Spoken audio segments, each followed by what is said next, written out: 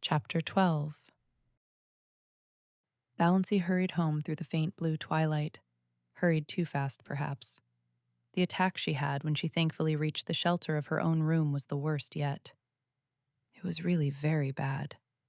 She might die in one of those spells. It would be dreadful to die in such pain.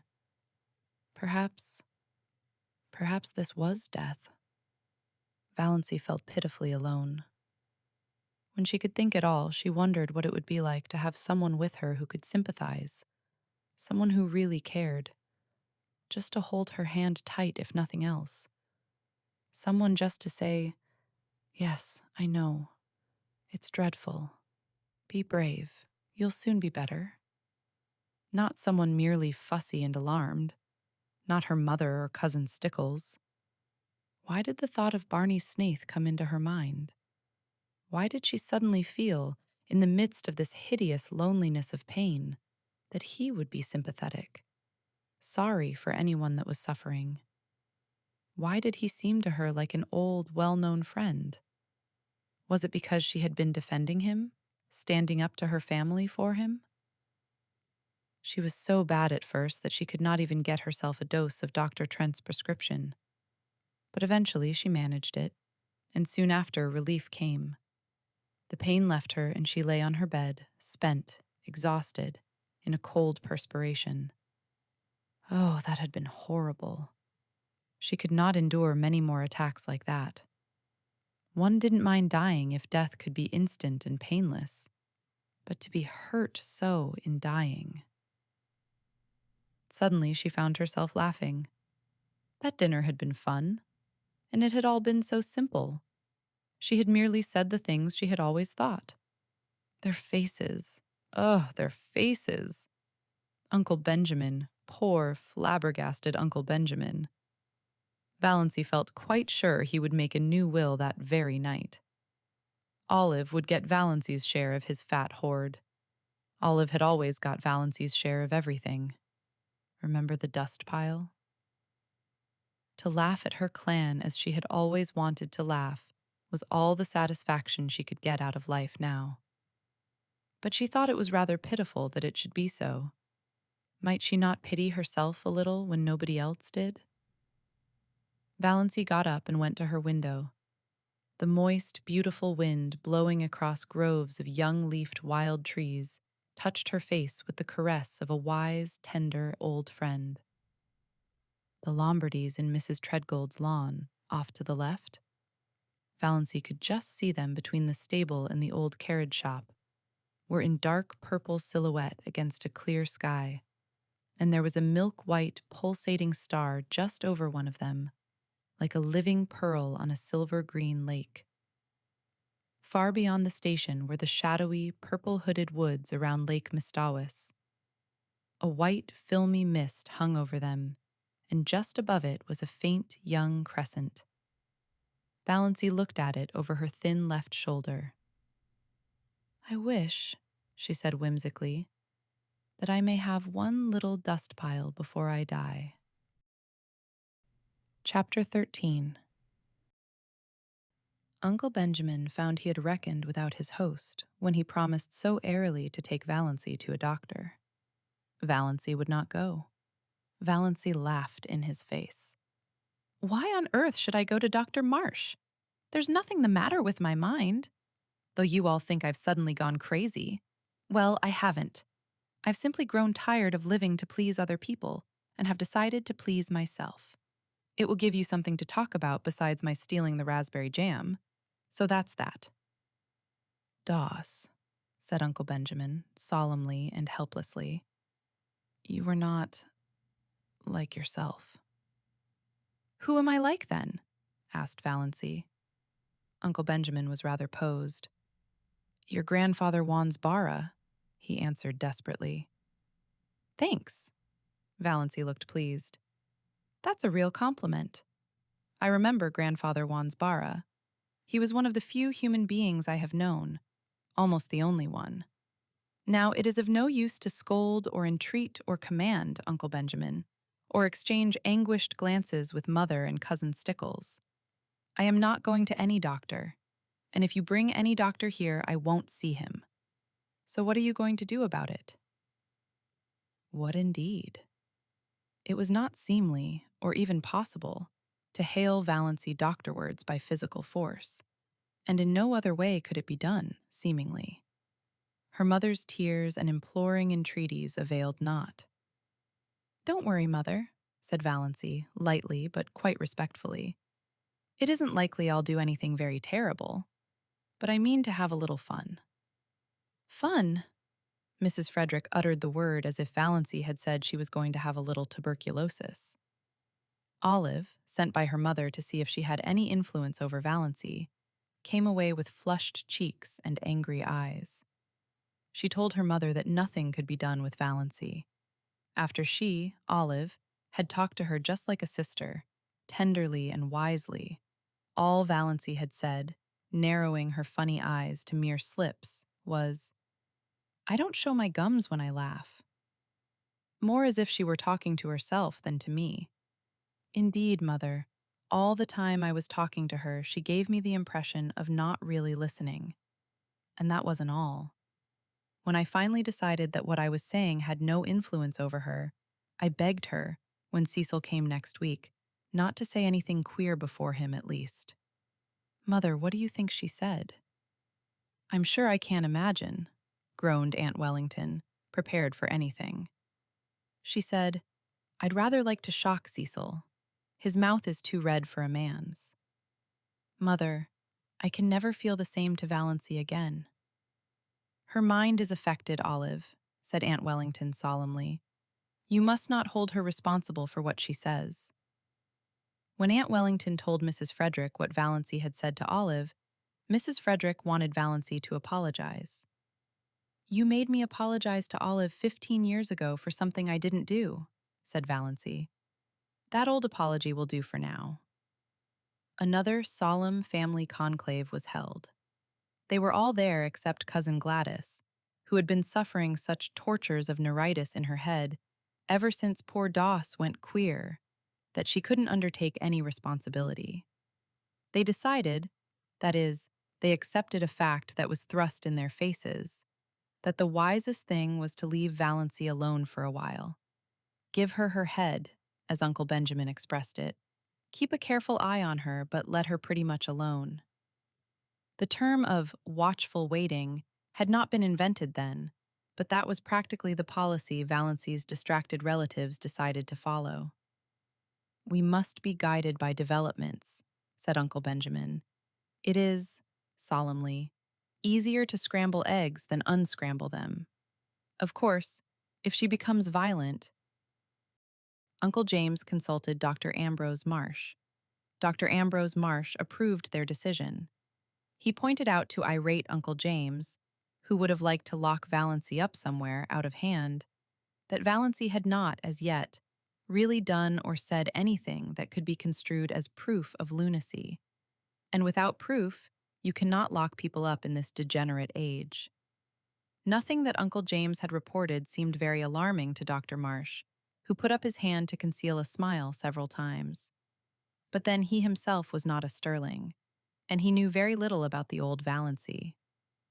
Uncle James stalked out and drove back to Deerwood, thinking that Ambrose Marsh wasn't much of a doctor after all, and that Adelaide Stirling might have done better for herself. Chapter 14. Life cannot stop because tragedy enters it. Meals must be made ready though a son dies, and porches must be repaired, even if your only daughter is going out of her mind. Mrs. Frederick, in her systematic way, had long ago appointed the second week in June for the repairing of the front porch, the roof of which was sagging dangerously. Roaring Abel had been engaged to do it many moons before, and Roaring Abel promptly appeared on the morning of the first day of the second week and fell to work. Of course he was drunk. Roaring Abel was never anything but drunk. But he was only in the first stage, which made him talkative and genial. The odor of whiskey on his breath nearly drove Mrs. Frederick and Cousin Stickles wild at dinner. Even Valancy, with all her emancipation, did not like it. But she liked Abel, and she liked his vivid, eloquent talk, and after she washed the dinner dishes, she went out and sat on the steps and talked to him. Mrs. Frederick and Cousin Stickles thought it a terrible proceeding, but what could they do? Valancy only smiled mockingly at them when they called her in, and did not go. It was so easy to defy once you got started. The first step was the only one that really counted. They were both afraid to say anything more to her, lest she might make a scene before Roaring Abel, who would spread it all over the country with his own characteristic comments and exaggerations.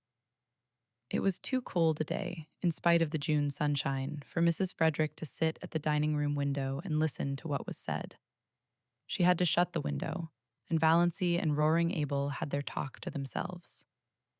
But if Mrs. Frederick had known what the outcome of that talk was to be, she would have prevented it, if the porch was never repaired. Valancy sat on the steps, defiant of the chill breeze of this cold June which had made Aunt Isabel aver the seasons were changing. She did not care whether she caught a cold or not. It was delightful to sit there in that cold, beautiful, fragrant world and feel free. She filled her lungs with the clean, lovely wind and held out her arms to it and let it tear her hair to pieces while she listened to Roaring Abel, who told her his troubles between intervals of hammering gaily in time to his Scotch songs. Valancy liked to hear him. Every stroke of his hammer fell true to the note. Old Abel Gay, in spite of his 70 years, was handsome still, in a stately, patriarchal manner. His tremendous beard, falling down over his blue flannel shirt, was still a flaming, untouched red, though his shock of hair was white as snow, and his eyes were a fiery, youthful blue. His enormous, reddish-white eyebrows were more like mustaches than eyebrows. Perhaps this was why he always kept his upper lip scrupulously shaved. His cheeks were red, and his nose ought to have been, but wasn't. It was a fine, upstanding, aquiline nose, such as the noblest Roman of them all might have rejoiced in. Abel was 6'2" in his stockings, broad-shadowed, lean-hipped. In his youth he had been a famous lover, finding all women too charming to bind himself to one. His years had been a wild, colorful panorama of follies and adventures, gallantries, fortunes, and misfortunes. He had been 45 before he married, a pretty slip of a girl whom his goings-on killed in a few years. Abel was piously drunk at her funeral and insisted on repeating the 55th chapter of Isaiah. Abel knew most of the Bible and all the Psalms by heart, while the minister, whom he disliked, prayed or tried to pray. Thereafter, his house was run by an untidy old cousin who cooked his meals and kept things going after a fashion. In this unpromising environment, little Cecilia Gay had grown up. Valancy had known Sissy Gay fairly well in the democracy of the public school, though Sissy had been 3 years younger than she. After they left school, their paths diverged, and she had seen nothing of her. Old Abel was a Presbyterian. That is, he got a Presbyterian preacher to marry him, baptize his child, and bury his wife. And he knew more about Presbyterian theology than most ministers, which made him a terror to them in arguments. But Roaring Abel never went to church. Every Presbyterian minister who had been in Deerwood had tried his hand, once, at reforming Roaring Abel. But he had not been pestered of late. Reverend Mr. Bentley had been in Deerwood for 8 years, but he had not sought out Roaring Abel since the first 3 months of his pastorate. He had called on Roaring Abel then, and found him in the theological stage of drunkenness, which always followed the sentimental maudlin one, and preceded the roaring, blasphemous one. The eloquently prayerful one, in which he realized himself temporarily and intensely as a sinner in the hands of an angry God, was the final one. Abel never went beyond it. He generally fell asleep on his knees and awakened sober, but he had never been dead drunk in his life. He told Mr. Bentley that he was a sound Presbyterian and sure of his election. He had no sins, that he knew of, to repent of. Have you never done anything in your life that you are sorry for? Asked Mr. Bentley. Roaring Abel scratched his bushy white head and pretended to reflect. Well, yes, he said finally. There were some women I might have kissed and didn't. I've always been sorry for that. Mr. Bentley went out and went home. Abel had seen that Sissy was properly baptized, jovially drunk at the same time himself. He made her go to church and Sunday school regularly.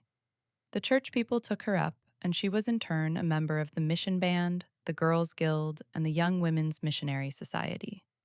She was a faithful, unobtrusive, sincere little worker. Everybody liked Sissy Gay and was sorry for her. She was so modest and sensitive and pretty in that delicate, elusive fashion of beauty which fades so quickly if life is not kept in it by love and tenderness. But then liking and pity did not prevent them from tearing her in pieces like hungry cats when the catastrophe came. 4 years previously, Sissy Gay had gone up to a Muskoka hotel as a summer waitress. And when she had come back in the fall, she was a changed creature. She hid herself away and went nowhere. The reason soon leaked out and scandal raged. That winter, Sissy's baby was born. Nobody ever knew who the father was. Cecily kept her poor, pale lips tightly locked on her sorry secret. Nobody dared ask Roaring Abel any questions about it. Rumor and surmise laid the guilt at Barney Snaith's door, because diligent inquiry among the other maids at the hotel revealed the fact that nobody there had ever seen Sissy Gay with a fellow. She had kept herself to herself, they said, rather resentfully. Too good for our dances, and now look. The baby had lived for a year. After its death, Sissy faded away. 2 years ago, Dr. Marsh had given her only 6 months to live. Her lungs were hopelessly diseased. But she was still alive. Nobody went to see her. Women would not go to Roaring Abel's house. Mr. Bentley had gone once, when he knew Abel was away, but the dreadful old creature who was scrubbing the kitchen floor told him Sissy wouldn't see anyone. The old cousin had died, and Roaring Abel had had 2 or 3 disreputable housekeepers, the only kind who could be prevailed on to go to a house where a girl was dying of consumption. But the last one had left, and Roaring Abel had now no one to wait on Sissy and do for him. This was the burden of his plaint to Valancy, and he condemned the hypocrites of Deerwood and its surrounding communities, with some rich, meaty oaths that happened to reach Cousin Stickle's ears as she passed through the hall and nearly finished the poor lady.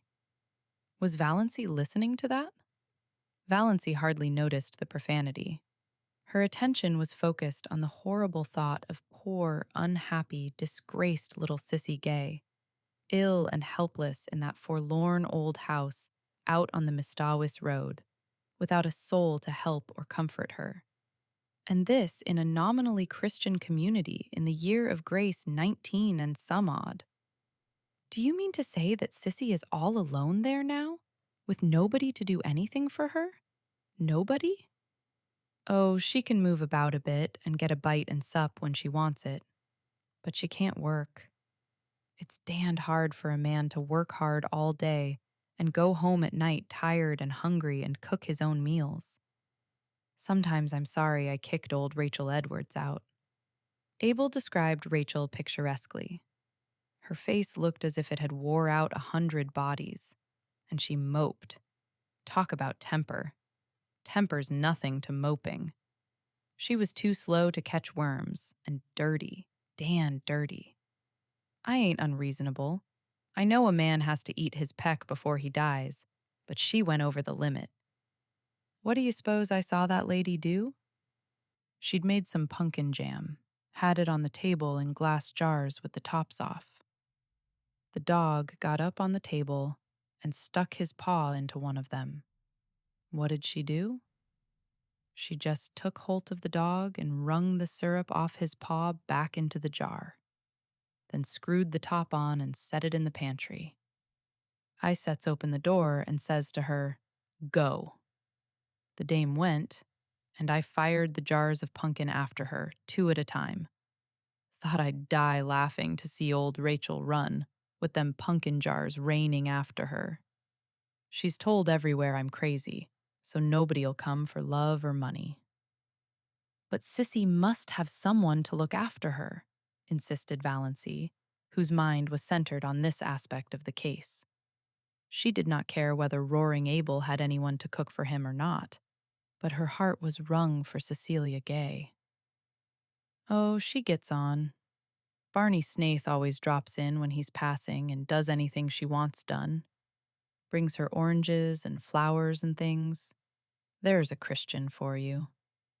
Yet that sanctimonious, sniveling parcel of St. Andrew's people wouldn't be seen on the same side of the road with him. Their dogs'll go to heaven before they do. And their minister, slick as if the cat had licked him. There are plenty of good people, both in St. Andrew's and St. George's, who would be kind to Sissy if you would behave yourself, said Valancy severely. They're afraid to go near your place. Because I'm such a sad old dog? But I don't bite. Never bit anyone in my life. A few loose words spilled around don't hurt anyone. And I'm not asking people to come. Don't want 'em poking and prying about. What I want is a housekeeper. If I shaved every Sunday and went to church, I'd get all the housekeepers I'd want. I'd be respectable then. But what's the use of going to church when it's all settled by predestination? Tell me that, miss. Is it? Said Valancy. Yes. Can't get around it nohow. Wish I could. I don't want either heaven or hell for steady. Wish a man could have 'em mixed in equal proportions. Isn't that the way it is in this world? Said Valancy thoughtfully, but rather as if her thought was concerned with something else than theology. No, no, boomed Abel, striking a tremendous blow on a stubborn nail. There's too much hell here, entirely too much hell. That's why I get drunk so often. It sets you free for a little while, free from yourself. Yes, by God, free from predestination. Ever try it? No, I've another way of getting free, said Valancy absently. But about Sissy now. She must have someone to look after her. What are you harping on Sis for? Seems to me you ain't bothered much about her up to now. You never even come to see her. And she used to like you so well. I should have, said Valancy. But never mind. You couldn't understand. The point is, you must have a housekeeper. Where am I to get one? I can pay decent wages if I could get a decent woman. Do you think I like old hags? Will I do? Said Valancy. Thank you for joining me for another episode of The Blue Castle here on She Reads Tales. Today's chapters remind us that the greatest changes in life often happen quietly, long before the world around us notices them. As Valancy continues to discover new strength within herself, the future begins to feel less like something to fear and more like something worth embracing. In our next episode, we'll continue with chapters 15, 16, and 17, where new experiences and unexpected moments continue to reshape Valancy's extraordinary journey. If today's episode brought a smile to your face or gave you something to reflect upon, I'd truly appreciate it if you left a like, subscribed to She Reads Tales, and shared your favorite moment in the comments below. Reading your thoughts has become one of the most rewarding parts of this journey, and your support helps these timeless stories find new readers and listeners around the world. Until next time, take care, and I'll see you in episode 8.